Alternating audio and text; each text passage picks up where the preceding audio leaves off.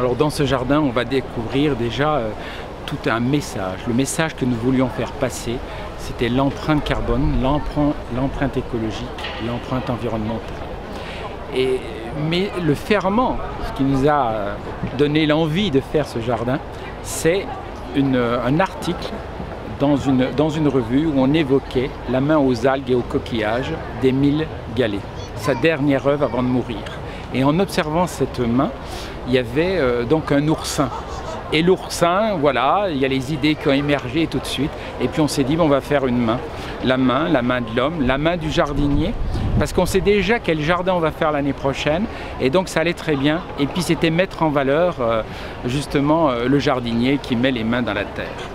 Et puis la main de l'artisan, la main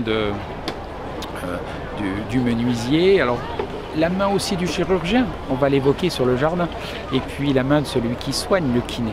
Donc il y avait plein de choses, donc là ça fusionnait de partout, et c'est comme ça que nous avons choisi ce thème.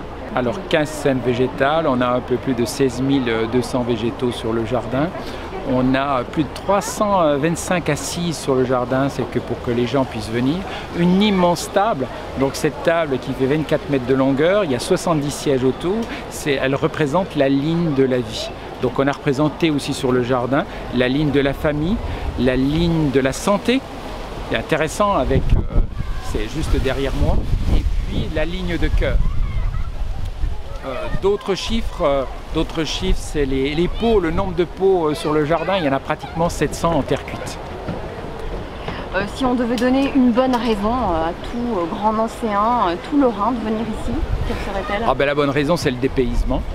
C'est la nature qui est sur la place Stanislas, ces arbres géants. On évoque les forêts européennes.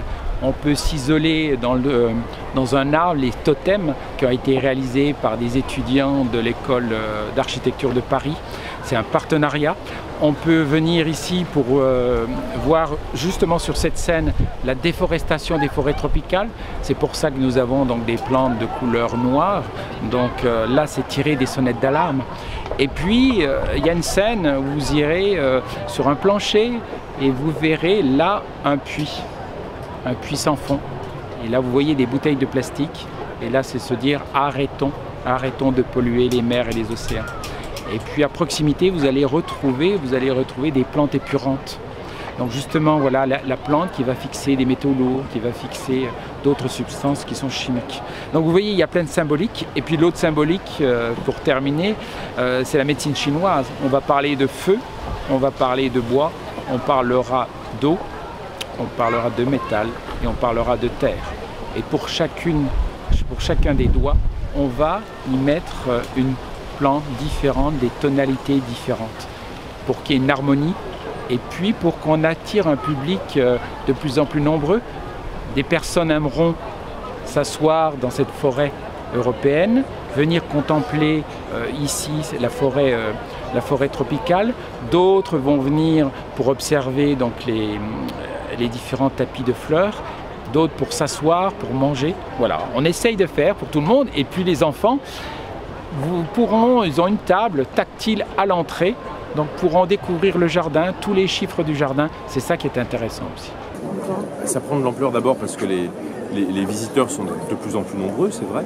On était pas loin de 800 000 visiteurs l'an dernier.